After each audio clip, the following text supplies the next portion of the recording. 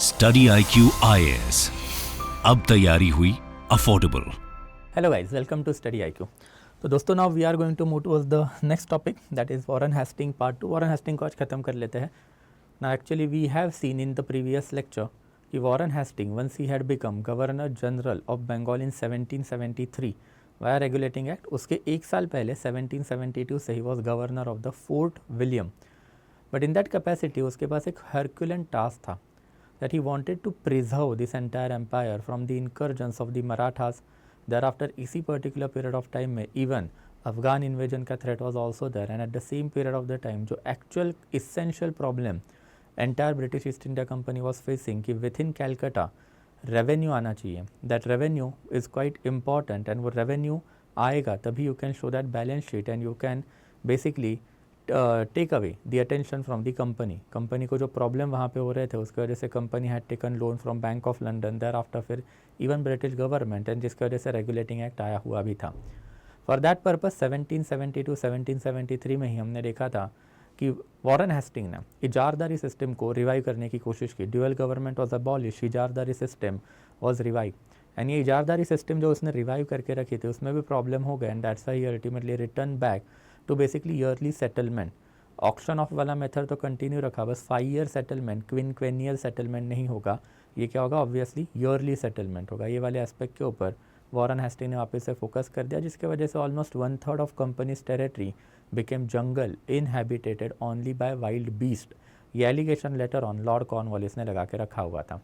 अब इसी को थोड़ा सा आगे लेके जाएंगे. इवन दो रेवेन्यू मेजर्स में Warren Hastings failed as such, but in other measures Warren Hasting के जो मेजर्स रहे वो काफ़ी फाउंडेशनल मेजर्स रहे हैं.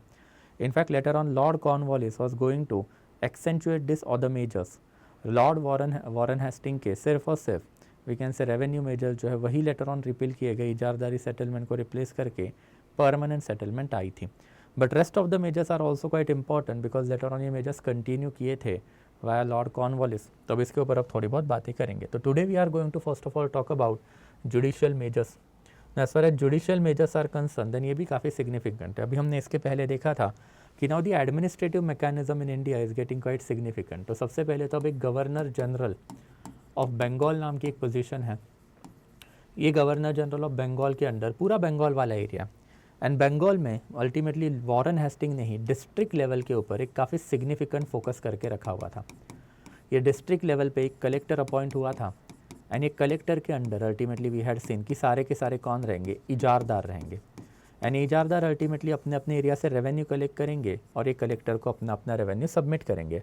अल्टीमेटली कलेक्टर के ऊपर एक बोर्ड ऑफ रेवेन्यू भी बैठा के रखा था, and a board of revenue will handle all the revenue related matter, and this board of revenue के चेयरपर्सन ही रहेंगे governor general of Bengal, that is Warren Hasting.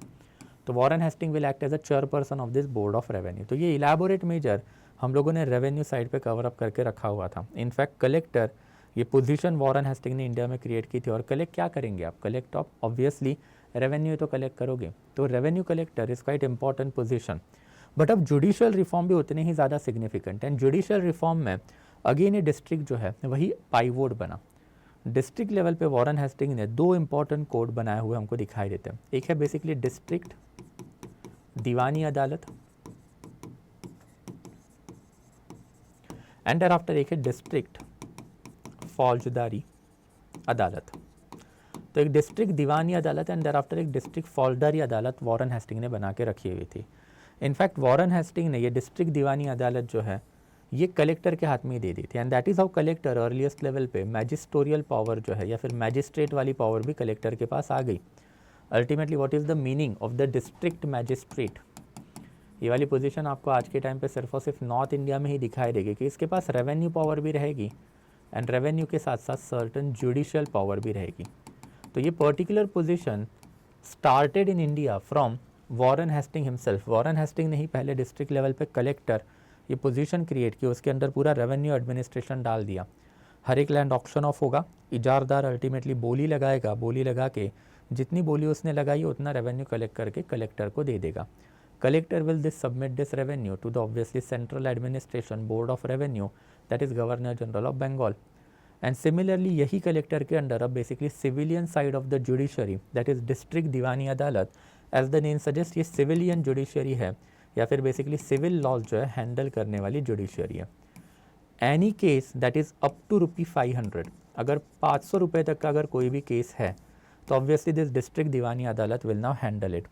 Warren Hastings did not have that much of bandwidth कि local level पे, taluk and village level पे जाके वहाँ पे कुछ जुडिशियल अरेंजमेंट वो करे। It was later on done by we can say Lord Cornwallis. Lord Cornwallis तो विलेज लेवल पे उतरे थे, जिसके ऊपर लेटर ऑन हमको बातें भी करनी है, इसका इवोल्यूशन भी तो हमको देखना है later on. But as far as Warren Hastings is concern, उन्होंने फिर डिस्ट्रिक्ट दीवानी अदालत के ऊपर एक और पर्टिकुलर अदालत बना के रखी हुई थी, दैट इज बेसिकली सदर दीवानी अदालत। ना ये सदर दीवानी अदालत जो है it will be headed by a president plus 2 members of British east India company, मतलब 2 ऑफिशियल। अल्टीमेटली ये प्रेसिडेंट पोजीशन भी वॉरेन हेस्टिंग ने खुद के पास ही रखी, तो गवर्नर जनरल ऑफ बंगाल है, he will act as a president of this particular सदर दीवानी Adalat. And in that capacity अगर कोई भी केस 500 रुपीज़ से अबो की रहेगी तो वो पर्टिकुलर केस जो है डायरेक्टली सदर दीवानी अदालत के पास आएगी। एंड दर आफ्टर अगर ये पर्टिकुलर कोर्ट के खिलाफ आपको अपील करनी है then you can go to the सदर दीवानी अदालत। तो वी कैन से एक ओरिजिनल ज्यूरिसडिक्शन कि अगर 500 रुपये के ऊपर वाला केस है तो आपको डायरेक्टली सदर दीवानी अदालत में जाना है।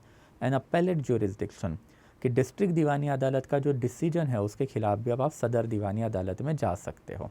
तो this is something that is a crude level का we can say civilian side of the judiciary. Over a period of the time यही 2 पर्टिकुलर कोर्ट जो है district court and thereafter provincial court, मतलब high court जो है India में evolve होने वाले थे। बट इन एनीवेज अल्टीमेटली थोड़ा सा क्रिमिनल साइड में भी आएंगे कि अभी डिस्ट्रिक्ट फौजदारी है। फौजदारी का मतलब क्या है कि ये लोग क्रिमिनल साइड हैंडल करेंगे, क्रिमिनल लॉज हैंडल करेंगे। फॉर दैट पर्पज अल्टीमेटली हम लोग को दिखाई देता है कि एक इंडियन ऑफिसर कंपनी ने अपॉइंट किया, ये इंडियन ऑफिसर कंपनी हायर करेगी एंड ये कंपनी अफिलिएटेड इंडियन ऑफिसर रहेगा and he will be assisted by qazi and thereafter muftis. Qazi and mufti काफ़ी सिग्निफिकेंट पोजीशन है। अगर आपने मीडियल इंडिया किया तो हम लोगों ने देखा है कि मीडिएवल इंडिया में हम लोगों को मौलवी दिखाई देते हैं एंड इमाम दिखाई देते हैं। मौलवी एंड इमाम लोग क्या करेंगे, interpretation of the sharia law देंगे, मतलब आज के टाइम के lawyer you can consider. And thereafter qazi and mufti हमको दिखाई देते हैं, दिस आर द जजेस ऑफ द इस्लामिक लॉ। तो काजी या फिर मुफ्ती वाला पोजीशन सिग्निफाई कि दे आर द जजेस। ये एक्चुअल में जजेस हुआ करते थे under Bengal administration, but now they were converted into subservient officer of the company. इनके ऊपर एक इंडियन ऑफिसर ही बिठाया because obviously company officials had no idea about India's law ना। हमने ये वाला फैक्चुअल डाटा भी पहले भी देखा था, बट अगेन इसके ऊपर भी बेसिकली लेटर ऑन भी बात करनी है क्योंकि कोड ऑफ गेंटू लॉ नाम का बुक वॉरेन हेस्टिंग ने बनाया, बट वो लेटर ऑन बनाया 1784 में बनाया, तो उसके ऊपर भी अब थोड़े टाइम में बात करेंगे। But in anyways initial level पे ब्रिटिशर्स को इंडिया के लॉ के बारे में ज़्यादा समझ नहीं थी एंड दैट्स अल्टीमेटली ये वाला साइड इंडिया के हाथ में ही दिया गया था। इनके ऊपर अल्टीमेटली फिर क्या होगा, सदर फौजदारी अदालत। तो एक सदर फौजदारी अदालत इन्होंने इनके ऊपर बना दी एंड ये सदर फौजदारी अदालत किसके अंडर रहेगी फिर, obviously it will be under deputy Nazim. ये वही डेप्यूटी नाजिम है जिसके थ्रू कंपनी निज़ामत पावर जो है, जो हम लोगों ने कल वाले लेक्चर में भी देखी थी, बट ये निज़ामत पावर जो डेप्यूटी नाजिम के अंडर थी जो हमने कल देखा था, तो ऑब्वियसली वही वाला नाजिम जो आपको यहाँ पे दिखाई देगा। अल्टीमेटली ये जो नाजिम जो है he will be reporting to this particular council, president plus 2 member, जिसके चेयरपर्सन है गवर्नर जनरल। अल्टीमेटली ये काउंसिल डिस्ट्रिक्ट दीवानी अदालत तो खुद ही संभालेंगे ये लोग, बट यहाँ पे डेप्यूटी नाजिम वॉज देयर एंड डेप्यूटी नाजिम के ऊपर अल्टीमेटली एक Calcutta council we can say या फिर प्रेसिडेंट एंड 2 मेंबर वाली काउंसिल है वो आ गई। अल्टीमेटली इसमें भी सर्टन लॉज वेर क्रिएटेड कि दिस पर्टिकुलर डिस्ट्रिक्ट फौजदारी अदालत जो है it can basically give death sentence and thereafter it can also confiscate property. तो प्रॉपर्टी जब्त भी कर सकते हो या फिर आप डेथ सेंटेंस भी दे सकते हो, बट ये देने से पहले आपको इनकी परमिशन लगेगी। तो without permission it is not possible, permission of the सदर अदालत इज़ रिक्वायर्ड। एंड सदर अदालत का जो चेयरपर्सन है आपका दैट इज़ डेप्यूटी नाजिम, he is responsible to the governor general who is president of the council we can say. तो बहुत ही क्रूड साइड की इन्होंने जुडिशियल मैकेनिज्म जो है या फिर जुडिशरी बना के रखी हुई थी। फर्दर यहीं पे वॉरेन हेस्टिंग को इनिशियल लेवल पे प्रॉब्लम आने चालू हो गए कि once you have got entire machinery under yourself, even though criminal side के ऊपर आपने इंडियंस को बिठा के रखा हुआ है, but they are reporting to the britishers and britishers have no idea about India's law and that's finally हमको दिखाई देता है कि 1784 में वॉरेन हेस्टिंग ने कैलकाटा मदरसा बनाया। ये कैलकाटा मदरसा में अल्टीमेटली मौलवीज एंड आफ्टर पंडित लोगों को एम्प्लॉयमेंट दी। पहले इनको इंग्लिश सिखाया एंड इनसे अल्टीमेटली इनके रिलीजियस लॉज मतलब बेसिकली शरिया एंड आफ्टर वेद, पुराण, धर्मशास्त्र, धर्मस्मृति, ये सारे के सारे लॉज एक इंग्लिश बुक में कन्वर्ट कर लिए, that is code of Gentoo law. ये कोड ऑफ गेंटू लॉ क्या है? तो it is nothing but a digest या फिर compendium we can say, in which all Hindu as well as Muslim law जो है those are basically present in an English format. तो obviously आपको अगर हिंदू लॉ पढ़ना है आपको संस्कृत आनी ज़रूरी है, अगर आपको इस्लामिक लॉ पढ़ना है तो आपको Islamic language that is Persian Arabic language आनी ज़रूरी है। If you are not aware of that language then how are you going to study what are Sharia law, how are you going to study what are Quran Dharmashastra, Dharmasmriti या फिर Veda and Purana. And in that capacity ये सारे ही languages के जो laws है वो English में होने ज़रूरी है, ताकि जब जब ये क्रिमिनल साइड वाले लोग वॉरेन हेस्टिंग के पास आएंगे तो Warren Hasting shall be knowing ना कि भाई एग्जैक्टली लॉ क्या है, otherwise he is always having to listen to the Indian people and जो बोल रहे हैं उसकी गारंटी थोड़ी ना होगी कोई। And that's ultimately this entire Calcutta madrasa जो वॉरेन हेस्टिंग ने ही क्रिएट किया था in order to convert this entire Hindu laws as well as Muslim law into British language which is code of Gentoo law. And एक कोड ऑफ गेंटू लॉ आने के साथ साथ हमको दिखाई देता है कि बेसिकली इंडिया में एक semblance of now judicial mechanism जो है वो आना चालू हो गया। लेटर ऑन इसके ऊपर कॉर्नवालिस ने अपना कोड लगाया, वो कॉर्नवालिस कोड क्या है वो भी हम लोग देखेंगे। बट अपार्ट फ्रॉम दैट इसी पर्टिकुलर पीरियड ऑफ टाइम में हमको एक और चीज़ दिखाई देती है, that is basically regulating act 1773 बना हुआ था। ये रेगुलेटिंग एक्ट से ये वाली पोजीशन वॉरेन हेस्टिंग को मिली हुई भी थी, तो यही रेगुलेटिंग एक्ट ने एक सुप्रीम कोर्ट भी बना के रखा हुआ था। ये supreme court will be there at Calcutta and it will consist of 1 chief justice plus 2 other जजेस। तो 1 चीफ जस्टिस एंड 2 अदर जजेस से ये पर्टिकुलर सुप्रीम कोर्ट बनेगा। पहले चीफ जस्टिस का नाम था लॉर्ड इम्पे। तो Lord Impey was basically the first chief justice of this particular court. ये सुप्रीम कोर्ट का फंक्शन क्या है फिर in all this particular aspect? Ultimately you need to understand कि अगर हम लोग ये वाले लॉज देखेंगे, दैट इज़ डिस्ट्रिक्ट दीवानी अदालत, सदर दीवानी अदालत, यहाँ पे हिंदू लोगों के ऊपर हिंदू लॉज लगेंगे, मुस्लिम लोगों के ऊपर मुस्लिम लॉज लगेंगे। क्रिमिनल साइड में they always emphasised upon Muslim law, मतलब शरिया लॉ ही लगेगा, बिकॉज बंगाल का administration was a Muslim administration. तो बेसिकली हिंदू मुस्लिम लॉ यहाँ पे लग रहे हैं एंड मुस्लिम लॉज यहाँ पे लग रहे हैं। तो ऑब्वियसली कैलकाटा में ही या फिर एंटायर बंगाल में there are lots of European people also ना। एंड ये यूरोपियन पीपल में कौन है? देन ऑब्वियसली हमने देखा है कि Dutch people were there, French people were there, वैसे ultimately we can talk about German people were there, Polish people were there, Armenian people were there. तो ऐसे multiple European people were also there who were carrying out their own business activities at a local level for east India company, against east India company, what ever the case may be. Europeans के ऊपर तो आप Hindu law, धर्मशास्त्र, धर्मस्मृति वाले and thereafter फिर शरिया law तो लगा नहीं पाओगे। एंड दैट्स व्हाई यही यूरोपियंस ने अगर कोई क्राइम कमिट किया sorry which will be a civilian crime also या फिर क्रिमिनल क्राइम ऑल्सो, तो ऑब्वियसली उनके ऊपर आप हिंदू लॉ नहीं लगाओगे, इनके ऊपर आपको यूरोपियन लॉज लगाने पड़ेंगे। एंड ये यूरोपियन लॉज लगाने का काम अल्टीमेटली कौन करेगा? तो सुप्रीम कोर्ट ऑफ कैलकाटा करेगा। And that is something for the supreme court of Calcutta. Ultimately से फॉर एग्जांपल एक लड़ाई झगड़ा हुआ एक हिंदू और मुस्लिम के बीच में, ऑब्वियसली फॉर वो यहाँ पे चला जाएगा अपने अपने कोर्ट में। बट अगर वही लड़ाई झगड़ा अगर से फॉर एग्जांपल एक ब्रिटिश सिटीज़न और एक जर्मन सिटीज़न में हुआ है तो ऑब्वियसली फिर वो सुप्रीम कोर्ट में चला जाए। बट इसका वर्स्ट एंगल वही था कि अगर से फॉर एग्जांपल एक हिंदू या फिर मुस्लिम वर्सेस एक ब्रिटिश हो रहा है तो ऑब्वियसली केस यहाँ पे चली जाएगी। एंड इन दैट कैपेसिटी फिर जो यूरोपियन लॉज होंगे सुप्रीम कोर्ट में वही सारे के सारे इम्प्लीमेंट होंगे। And for that purpose ultimately this supreme court basically started its function. ये supreme court by and large 1947 तक इंडिया में फंक्शनिंग रहा है। 1947 में अल्टीमेटली इसको फेडरल कोर्ट के साथ मर्ज करके अल्टीमेटली वी कैन से हम लोगों ने हमारा खुद का सुप्रीम कोर्ट निकाला। बट ऑब्वियसली लॉज काफ़ी सिग्निफिकेंट है, यही जुडिशरी में आप कौन से लॉ लगा रहे हो उसके ऊपर सारी चीज़ें डिपेंड होती हैं। एंड यही जुडिशरी में हिंदू लॉ, मुस्लिम लॉ या फिर यूरोपियन लॉ ब्रिटिशर्स ने लगाना चालू किया, as the case may be. And that is something for we can say judicial measure of the Warren Hasting, काफ़ी सिग्निफिकेंट रहे हैं। लेटर ऑन अब इसमें कॉर्नवालिस कुछ एडिशन करेंगे, वो क्या एडिशन करेंगे that is something that we will see in later period of time. But in any case I hope it is quite clear कि अदालत में ultimately Diwani Adalat, Sadar Deewani Adalat, and as I told you Diwani Adalat civil cases handle करेगा। Civil cases मतलब कौन से cases, तो property, inheritance, caste, marriage related cases. And इसमें हिंदू रहोगे तो हिंदू लॉ, मुस्लिम रहोगे तो मुस्लिम लॉ, इनके ऊपर सदर दीवानी अदालत। तो अगर कोई भी केस जो है दैट इज़ डिस्ट्रिक्ट दीवानी अदालत 500 रुपये तक की हैंडल करेगा, 500 रुपये के अबो वाली केस रहेगा तो वो सदर दीवानी अदालत पे जाएगी। यानी सदर दीवानी अदालत एक प्रेसिडेंट एंड 2 मेंबर्स के अंडर रहेगी। ये प्रेसिडेंट मतलब गवर्नर जनरल ऑफ बंगाल ही रहेगा। वैसे अल्टीमेटली डिस्ट्रिक्ट फौजदारी अदालत एंड डिस्ट्रिक्ट सदर फौजदारी या फिर सदर निज़ामी अदालत भी आप इसको बोलोगे। ये वाली जो अदालत है एज आई टोल्ड यू इसमें एक इंडियन ऑफिसर रहेगा और उसको असिस्ट करने के लिए काजी मुफ्ती हमको दिखाई देंगे। मोहम्मदन लॉ यहाँ पे चलेंगे, इस्लामिक लॉ, डेथ सेंटेंस भी देंगे, कन्फिस्केशन ऑफ द प्रॉपर्टी भी करेंगे, बट कन्फर्मेशन ऑफ सदर निज़ामी अदालत is required before implementation of their order.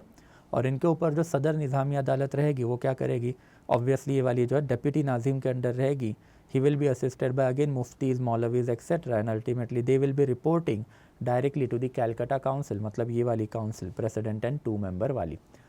Supreme court बना हुआ था यहाँ पे, as I told you supreme court क्यों बनाया हुआ था, एंड ये सुप्रीम कोर्ट के ऊपर भी मैंने आपको बता के रखा हुआ है कि ये सुप्रीम कोर्ट बनाने के पीछे का जो रीज़न है ये अल्टीमेटली ब्रिटिश सब्जेक्ट या फिर यूरोपियन सब्जेक्ट जो अब बंगाल में है उनके लिए, कि if you are a European person आपके ऊपर हिंदू या फिर मुस्लिम लॉज नहीं लगेंगे, एंड हिंदू मुस्लिम लॉ अगर नहीं लगेंगे देन ऑब्वियसली आपके ऊपर यूरोपियन लॉज लगेंगे, और लगाने का काम कौन करेगा, तो सुप्रीम कोर्ट करेगा। एंड वैसे ultimately codification of the law, तो कोडिफिकेशन ऑफ लॉ में कोड ऑफ गेंटू लॉ जिसका फाइनल वर्जन 1784 में आया, बट अर्लीस्ट लेवल में हम लोगों को दिखाई देता है कि 1776 ऑनवर्ड ये वाले बुक जो इन्होंने बनाने चालू कर दिए थे। तो this is something that is for the codification of law. And वैसे वॉरेन हेस्टिंग का कुछ कल्चरल कॉन्ट्रीब्यूशन भी रहा है। ये cultural contribution was quite significant. In fact आपने हमेशा सुना होगा कि इंडिया की जो हिस्ट्री है सबसे पहले ब्रिटिशर्स ने ही अनर्थ मतलब ढूंढनी चालू कर दी थी। Why? Because of the administration. जैसे ही कोड ऑफ गेंटू लॉ इन्होंने बनाना चालू कर लिया, दे गॉट टू नो कि इंडिया का पास्ट बहुत बड़ा है। It is a very huge past that is India is having, and we shall be knowing more about this past, because जितना पास्ट जानोगे उतना धर्मशास्त्र, धर्म स्मृति एंड कुरान समझोगे, एंड उतने ही लोकल लेवल पे आप लॉ जो है सिग्निफिकेंटली इम्प्लीमेंट कर पाओगे। Without knowing custom and tradition how are you going to handle local laws? And that's ultimately cultural contributions of this Warren Hasting and his band of associate is also quite important. इनको orientalist भी बोला जाता है। Orientalist मतलब ये वो Britishers थे जो इंडिया में आके वर्नाकुलर लैंग्वेज में यकीन रखते थे, और इंडिया का एक ग्रेट पास्ट है इसमें भी यकीन रखते थे, और यही ग्रेट पास्ट यानी यही लैंग्वेजेस वेस्टर्न वर्ल्ड में फैलाने के लिए इन्होंने मल्टीपल काम करके रखे थे। यानी मल्टीपल काम अल्टीमेटली कौन से थे? So for example Charles Wilkins ने इनिशियल लेवल पे गीता को ट्रांसलेट करके रखा था। वैसे ही ultimately we can talk William Jones जो है, इन्होंने एशियाटिक सोसाइटी ऑफ बंगाल 1784 में फॉर्म की थी। इसका प्राइमरी पर्पस क्या था? Inquiring into history, civil and natural, the antiquities, arts, sciences and literature of Asia. तो मतलब एशियाटिक लोग जो है उनका पास जो उसको हमको ढूंढना है एंड पूरे दुनिया के सामने रखना है। एंड वैसे ही अल्टीमेटली हम लोग को दिखाई देता है कि नेथानियल हेलहेड जो है उन्होंने संस्कृत ग्रामर जो है उसको भी कन्वर्ट किया था। Ultimately this particular band is quite significant. Later on there will be an English orientalist controversy, तो तभी भी इनके ऊपर हमको थोड़ा बहुत पढ़ना है। एंड लेटर ऑन अपने ये फैक्ट मैंने आपको एंशन में भी बताया था कि 1838 में James Prinsep discovered Brahmi and Kharosthi script. James Prinsep himself was one of the member of Asiatic Society of Bengal जो विलियम जोन्स ने बना के रखी हुई थी। तो this particular band of people that is orientalist, they are always significant because they give confidence to Indians कि आपका पास भी बड़ा है and there is no reason to have any inferiority conflicts. यही वाला डाटा यूज़ करके ultimately Raja Ram Mohan Roy could withstood against the onslaught of the Christian religion, he could withstood against the onslaught of the British administration कि India का सब कुछ बुरा है। तो ये बुरा नहीं है भाई, ब्रिटिशर्स ने बता के रखा है इनिशियल पीरियड में अच्छा है, and that is basically the cultural contribution of Warren Hasting. However European situation were fast changing. 1782 में अमेरिका पूरा का पूरा ब्रिटेन के हाथ से चला गया। 1782 onward home government that is British government ने इंडिया के एडमिनिस्ट्रेशन में ज़्यादा इंटरफियर करना चालू कर दिया and home government was now ready to send their most significant personality in India by removing Warren Hasting that is Lord Cornwallis. ये वही कॉर्नवालिस है जो यूरोप में या फिर वी कैन से अमेरिका में वॉशिंगटन के हाथों बैटल ऑफ यॉर्कटाउन हार के आए थे and that's why he was aware कि एग्जैक्टली कौन सी चीज़ हमको प्रिवेंट करनी है in order to keep colony a colony, in order to keep away the feeling of independence from colony. And that's why 1784 onward Warren Hasting जो है उनको recall किया गया 1784 से लेके 86 के ऑनवर्ड फाइनली हमको दिखाई देता है कॉर्नवालिस को इंडिया में भेजने का प्रोसेस चालू हुआ। फाइनली 86 में Warren Hasting was totally recalled and 86 में ही Lord Cornwallis was sent in to our country. Unfortunately for Lord Warren Hasting उन्होंने जो इंडिया में रह के करप्शन फैलाया हुआ था वो किसी से छुपा नहीं। Ultimately Robert Clive also and thereafter even Warren Hasting also, ये दोनों इंपॉर्टेंट गवर्नर थे फोर्ट विलियम के in initial period of the time और इन्होंने ह्यूज रैम्पेंट करप्शन इंडिया में करके रखा हुआ था। इनफैक्ट हम लोगों को रॉबर्ट क्लाइव की तो प्रॉपर्टी भी पता है कि when he had arrived into India he had only 2500 pound property, but when he left India he had 4 lakh pound की property and he was the richest person of Europe at that period of the time. Warren Hasting के data तो कभी release नहीं हुए but Warren Hasting के ऊपर corruption के allegation लगे एंड उसमें सबसे सिग्निफिकेंट एलिगेशन था कि जो उन्होंने कंपनी का एक्सपेंडिचर बढ़ा के रखा हुआ था कि 1766 में it was only 2.5 lakh pound, वहाँ से बढ़ा के आपने ऑलमोस्ट 9.5 लाख पाउंड तक का कंपनी का एक्सपेंडिचर बढ़ा के रखा है। उसी में अल्टीमेटली करप्शन के एलिगेशन भी लगे। Unfortunately for India, fortunately for Warren Hasting, उन्होंने जो काम इंडिया में करके रखा था for setting the foundation of the British administration in this country, इसके वजह से उनको अल्टीमेटली बाइज्जत बरी कर दिया। He was basically discharge from the services but honourably discharge करके रखा हुआ था। उनको उनका पेंशन दे दिया, उनको हाउस ऑफ लॉर्ड में सीट भी मिली, बट अल्टीमेटली उनका जो करप्शन है इंडिया में it ultimately was very significant. But इसके ऊपर अब ज़्यादा इन डिटेल जाके कोई फ़ायदा है नहीं। दिस इज़ जीएस वाला पर्पस, तो जीएस पर्पस से ही करेंगे, but I hope it is quite clear and that sums up this particular lecture also कि Warren Hasting and Warren Hasting के अंदर के डेवलपमेंट। अब कल कॉर्नवालिस में जाते हैं, बट अगेन आगे जाने से पहले जीएस फाउंडेशन कोर्स जो है बेसिकली अभी just recently it was launch on 5 December and the batch is now closing on 12th of December guys. So अगर आप कोई जीएस फाउंडेशन कोर्स देख रहे हैं then this is the very good course that is available. सारे ही subject इसमें cover up होंगे, मेंटर्स का एक्सेस आपको रहेगा, test series is also included in this particular course. तो if you are looking for a good foundation course जो market में 1.5-2 लाख रुपए से ज़्यादा के अवेलेबल है, सब्सिक्वेंटली बहुत ही चीप रेट में अवेलेबल है। तो if you are really interested in foundation course, any foundation course में आई ऑल्सो टीच हिस्ट्री, तो basically you can subscribe to this course by using my code SN Live। Obviously batch is closing on 12th of December, so hurry up, जल्दी जितना admission लोगे, जल्दी जितना पढ़ोगे उतना letter period में आपको एडवांटेज रहेगा ही रहेगा। And that will be it from my side guys. Again जाने से पहले okay, you will get the access of this particular PPT on the Telegram channel of ours, and if you have any doubt to me you can ask it to me on the Instagram channel of ours, CSE with Sainil Nagre। So thank you so much guys। अब again कल मिलते हैं and अब Cornwallis पे जाएंगे and Lord Cornwallis के under के administrative development जो अब उसको कवर अप करेंगे। So thank you so much, I will be stopping the session now guys. Thank you so much. या स्टडी IQ IAS, अब तैयारी हुई अफोर्डेबल।